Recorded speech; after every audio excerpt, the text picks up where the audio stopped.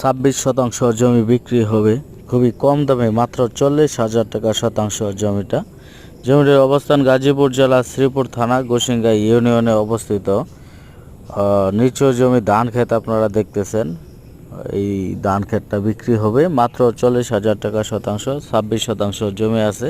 জমিটা কিন্তু একত্রে বিক্রি হবে, ভেঙে বিক্রি হবে না।